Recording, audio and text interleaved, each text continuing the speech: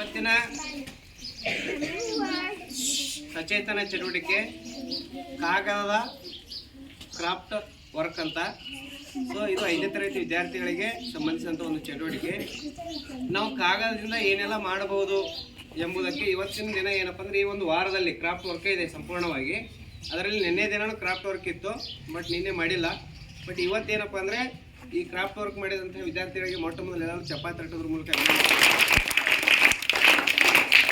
ಏನಪ್ಪ ಅಂದರೆ ಅಲ್ಲಿ ಕಾಣಿಸ್ತಿದೆ ಮೇಲಿದೆಯಪ್ಪ ಯಮನಪ್ಪ, ಅಲ್ಲಿ ಕಾಣಿಸ್ತಿದೆ ಅಲ್ಲ, ಅದು ಪೇಪರ್ ಬ್ಯಾಗ್ ಅಂತ ಕರೀತಾರೆ. ಅದಕ್ಕೆ ಅದೇನದು ಪೇಪರ್ ಬ್ಯಾಗ್. ಪೇಪರ್ದಿಂದ ಬ್ಯಾಗನ್ನು ತಯಾರು ಮಾಡಿದ್ದಾರೆ.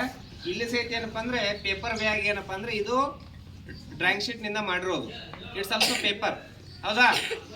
ಇದು ನೆಕ್ಸ್ಟ್ ಏನಪ್ಪ ಅಂದರೆ ನೋಡ್ರಿ, ಇದೇನು ಕಾಣಿಸ್ತಿದೆ, ಇದು ಪಾತ್ರೆಗೆ ಇದು ಪೇಪರ್ದಿಂದ ಮಾಡಿರೋದೆ, ಹೌದಾ?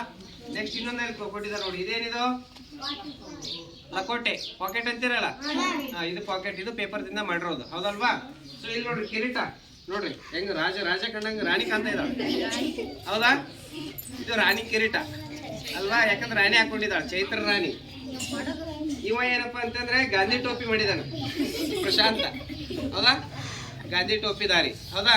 ಸೊ ಇವೆಲ್ಲ ಎದರಿಂದ ಆಗಿರೋದು? ಇಬ್ರು ಹೆಂಗ್ ಕಾಣಿಸ್ತಾವ್ರೆ? ಚೆನ್ನಾಗಿ ಕಾಣಿಸ್ತಿದಾರಲ್ವಾ?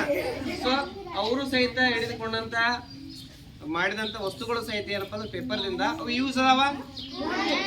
ಒಂದು ಲಕೋಟೆ ಅಂಗಡಿ ತೊಗೊಂಬರಕ್ಕೆ ಹೋದ್ರೆ 2 ರೂಪಾಯಿ ಬೇಕು, ನಿಮ್ಮ ಮನೆಯಲ್ಲೇ ನೀವು ಮಾಡ್ಬೋದು, ಹೌದಾ?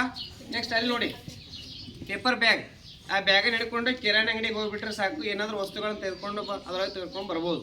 ಅದು ವೇಟ್ ಎಷ್ಟು ಇರ್ತದೆ, ವೇಟ್ ಕೆಪಾಸಿಟಿ ಇರ್ತದೆ. ಮತ್ತೆ ಅದು ಎಲ್ಲವನ್ನ ಹರಿಯುವಂಥ ವಸ್ತುಗಳನ್ನ ಹಾಕೊಂಡು ಬರಬಾರ್ದು. ಈಗ ಮಂಡಾಳ ತರ್ತೀರಿ, ಚುನ್ಮರಿ ಹಾಕೊಂಡು ಬರ್ಬೋದು ಸರಳವಾಗಿ, ಅಲ್ವಾ? ಅದಕ್ಕಿಂತ ಗಟ್ಟಿ ಇದೆ ನೋಡಿ. ಸೊ ನಾವು ಕೆಪಾಸಿಟಿ ಪ್ರಕಾರ ಮಾಡ್ಕೋಬೋದು. ಇವನ್ನ 5-5 kg 10 kg ಹಿಡಿಯುವಂಥವು ಸಹಿತ ರೆಡಿ ಮಾಡ್ಕೋಬಹುದು. ಸೊ ಇಂದಿನ ದಿನಮಾನಗಳಲ್ಲಿ ಇವು ಭಾಳ ಮುಖ್ಯ. ಯಾಕಂದ್ರೆ ಈ ಜಗತ್ತು ಸಂಪೂರ್ಣವಾಗಿ ಪ್ಲಾಸ್ಟಿಕ್ ಮಯ ಆಗಿದೆ, ಅಲ್ವಾ? ಈ ಪ್ಲಾಸ್ಟಿಕ್ ನಾವು ಹೆಚ್ಚು ಮಾಡ್ಬೇಕಾ ಕಡಿಮೆ ಮಾಡ್ಬೇಕಾ? ಕಡಿಮೆ ಮಾಡ್ಬೇಕು. ಅದು ಯಾರ ಕೆಲಸ? ನಾವು ಪ್ಲಾಸ್ಟಿಕ್ ಬಳಕೆ ಕಡಿಮೆ ಮಾಡ್ತಾ ಇದ್ದೇವ, ಹೆಚ್ಚು ಮಾಡ್ತಾ ಇದ್ದೇವ? ಹೆಚ್ಚು ಮಾಡ್ತಾ ಇದೀವಲ್ಲ. ಸೊ ಈ ಸಚೇತನ ಚಟುವಟಿಕೆ ಮೂಲಕ ಅದು ಒಂದು ದಿವ್ಯವಾದ ಸಂದೇಶ. ಅದು ಏನಪ್ಪಾ ಅಂದ್ರೆ ನಾವು ಪ್ಲಾಸ್ಟಿಕ್ ಬಳಕೆಯನ್ನು ನಿಷೇಧಿಸಬೇಕು, ಪೇಪರ್ ಬಳಕೆಯನ್ನು ಹೆಚ್ಚು ಮಾಡಬೇಕು, ಹೌದಾ? ಈ ಪೇಪರ್ನಿಂದ ಇವನ್ನಷ್ಟೇ ಮಾಡಬಹುದಾ? ನಾವು ಸಾಕಷ್ಟು ವಸ್ತುಗಳನ್ನು ಮಾಡ್ಕೋಬಹುದು. ಇದರಿಂದ ಅಲಂಕಾರಿಕ ವಸ್ತುಗಳನ್ನು ತಯಾರು ಮಾಡಬಹುದು. ಎಂಥ ವಸ್ತುಗಳು? ಅಲಂಕಾರಿಕ ವಸ್ತುಗಳನ್ನು ತಯಾರು ಮಾಡಬಹುದು. ಇಂದು ಹಲವಾರು ಜನರು ಏನ್ ಮಾಡಿದಾರಪ್ಪ ಅಂದ್ರೆ ಈ ಪೇಪರ್ ಕ್ರಾಫ್ಟ್ ವರ್ಕ್ ನಿಂದ ತಮ್ಮ ಜೀವನವನ್ನು ಕಟ್ಕೊಂಡಿದ್ದಾರೆ. ಇವತ್ತು ಎಷ್ಟೋ ಜನರು ಏನಪ್ಪ ಅಂದ್ರೆ ಇದ್ರ ಮೇಲೆ ಬದುಕ್ತಾ ಇದ್ದಾರೆ.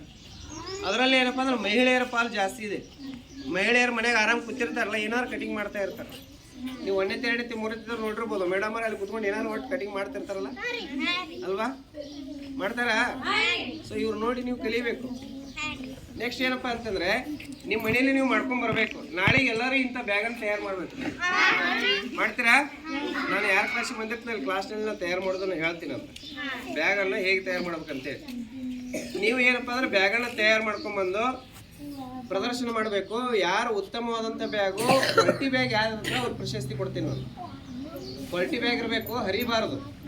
ಕ್ವಾಲಿಟಿ ಬ್ಯಾಗ್ ಇರಬೇಕು. ಅದನ್ನ ನಿಮ್ಮ ಚೆನ್ನಾಗಿರುವಂಥ ಬ್ಯಾಗ್ಗಳು ಇದ್ದು ಅಂದರೆ ನಮ್ದೊಂದು ಇಕೋ ಕ್ಲಬ್ ಅಂತಿದೆ, ಗೊತ್ತಲ್ವಾ? ಸೊ ಇಕೋ ಕ್ಲಬ್ ಮುಖಾಂತರ ಊರಾಗ ಅಂಗಡಿಗೆ ಅಡ್ಡಾಡಿ ಬರ್ಬೋದು. ಹೋಗಿ ಪ್ಲಾಸ್ಟಿಕ್ ತ್ಯಜಿಸಿ ಇವನ್ ಬಳಸಿ ಅಂತ ಹೇಳೋಣ. ಅಂಗಡಿಗಳು ಎಷ್ಟದ ಊರಲ್ಲಿ? 10 ಅದಾವ್ರಿ. ಒಂದು ಅಂಗಡಿ ಕನಿಷ್ಠ ಒಂದು 20-20 ಕೊಡಬೇಕು. ಒಂದು 200 ರೆಡಿ ಮಾಡ್ಬೇಕಂದ್ರೆ ಒಬ್ಬರು 2 ಮಾಡ್ರಿ ಇಂಥವು ಪೇಪರ್ಸು. ನಮ್ಮ ಶಾಲೆಯಲ್ಲಿ ನ್ಯೂಸ್ ಪೇಪರ್ಸ್ ಇದ್ದಾವೆ. ನ್ಯೂಸ್ ಪೇಪರನ್ನು ಕೊಡ್ತೀವಿ ಇರದೇ ಇದ್ದವ್ರಂತೂ ನಿಮ್ಮ ಮನೆಯಲ್ಲೇ ಇದ್ದು ಮಾಡ್ಕೊಂಬನ್ನಿ. ಮಾಡ್ಕೊಂಬರ್ತೀರಾ? ನೀಟಾಗಿ ಮಾಡ್ಕೊಂಬರ್ಬೇಕು. ಅದನ್ನು ಬಳಕೆ ಆಗಬೇಕು. ಜೊತೆಗೆ ನಿಮ್ಮ ಮನೆಯಲ್ಲಿ ಅದನ್ನು ಬಳಸಬೇಕು.